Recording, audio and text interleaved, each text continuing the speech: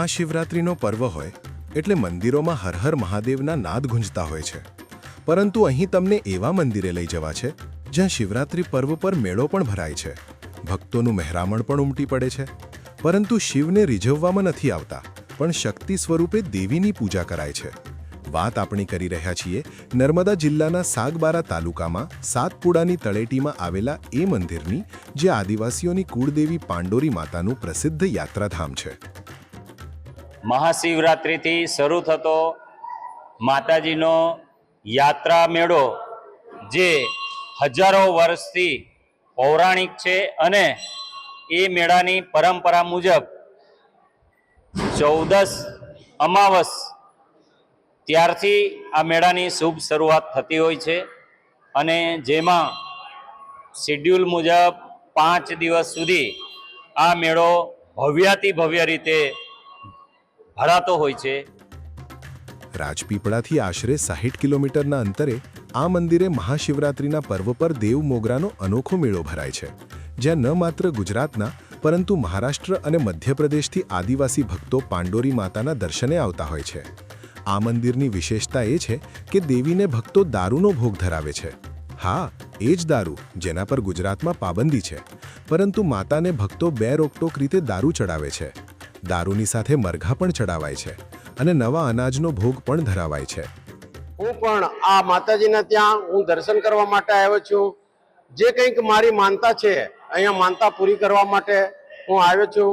ટોપલીમાં અનાજ અને ટોપલીની અંદર દારૂની બોટલ, પછી શ્રીફળ, ડાળી, ગોળ વગેરે લઈને જે કંઈક અમે નવું અનાજ ખેતરની અંદર વાવીએ એ અનાજ લઈને પછી અમે માતાજીના ત્યાં ધરીએ. જ્યાં સુધી અમે માતાજીના નવો અનાજ ના ધરીએ ત્યાં સુધી અમે ઘરે લઈને જઈએ છીએ. ત્યારે જ એ અનાજની અમે ઉપયોગ કરતા હોઈએ છીએ જમવા માટે. ભક્તો અહીં આવી કુળદેવી પાંડોરી માતાને નમન કરે છે, તેમની બાધા પૂરી કરે છે. ઐતિહાસિક મહત્વની વાત કરીએ તો સાગબારાના રાજવી પરિવારે મંદિર બનાવી પૂજન કર્યું હતું. તે બાદથી રાજવી પરિવારોએ આ પરંપરા જાળવી રાખી. વર્ષ 1983થી વ્યવસ્થાના ભાગરૂપે ટ્રસ્ટ બનાવવામાં આવ્યું છે. ભારતભરમાં આદિવાસીઓના કુળદેવી પાંડોરી માતા હોય છે, એટલા માટે મોટી સંખ્યામાં ભક્તો ઉમટી પડે છે.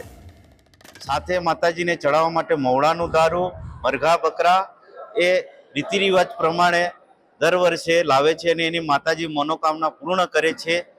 એવી રીતે માતાજીની જે કંઈ રીતિરિવાજ આદિવાસીની હજારો વર્ષોથી ચાલતી આવેલ છે. મહાશિવરાત્રિ દરમિયાન 5 દિવસના ભવ્ય મેળાનું આયોજન કરાય છે. આ દિવસોમાં આદિવાસીઓ પરંપરાગત વસ્ત્રો પહેરે છે. તેઓ અહીં જ રાત્રિ રોકાણ કરતા હોય છે. અહીં આવતા અનાજની રસોઈ બનાવવામાં આવે છે. એવી માન્યતા પણ છે કે અહીં ચડાવવામાં આવેલું અનાજ જે ઘરમાં રખાય ત્યાં 12 માસ અનાજ ખૂટતું નથી. મેળાની પરંપરા મુજબ અહીંયા આવીને એમની ઈચ્છા, મનોકામના અને પોતાને આત્મસંતોષ ના થાય ત્યાં સુધી 2 દિવસ, 3 દિવસ, 4 દિવસ કે 5 દિવસ સુધી રોકાણ કરતા હોય છે. અને આ હજારો વર્ષની પરંપરા મુજબ યાહા પાંડરીનો આ મેળો છે, જેને કણી કંસરી પણ કહેવાય છે, જે અન્નની અંદર સ્વયં બિરાજમાન છે. અને અન્ન, કણી એ સાક્ષાત દેવતાનું રૂપ છે, ભગવાનનું રૂપ છે, અને એ પ્રમાણે એને હજરા હુજુર ગણવામાં આવેલ છે. માતાજીને ખૂબ આસ્થા, પૂજા, શ્રદ્ધા સાથે શ્રદ્ધાળુઓ અહીંયા આવતા હોય છે. અનાદિકાળના પૌરાણિક જંગલમાં ઋષિમુનિ સમા ઉભેલા વૃક્ષો વચ્ચે નીરવ શાંત વાતાવરણમાં પાંડોરી માતા બિરાજમાન છે. આ પાંડોરી માતાને આદિવાસીઓ મા મેરાલી, માતા યાહામોગી અથવા યાહામોગરાઈ માતાના નામથી સંબોધે છે.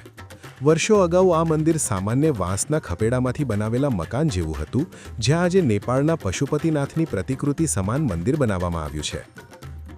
એવી લોકવાહિકા પણ છે કે પાંડવોએ અહીં નિવાસ કરી શિવરાત્રિના પર્વ પર માતાનું પૂજન કર્યું હતું. તેથી જ અહીં મા પાંડોરી તરીકે ઓળખાયા. વાત જ્યારે આસ્થાની આવે ત્યારે તેને કોઈ બંધનો, સરહદો નડતી નથી. આદિવાસી સમાજની પોતાની અલાયદી સંસ્કૃતિ અને માન્યતા છે, જે બદલાતા સમયમાં આજે પણ અકબંધ રહી છે. Bureau report, offbeat news.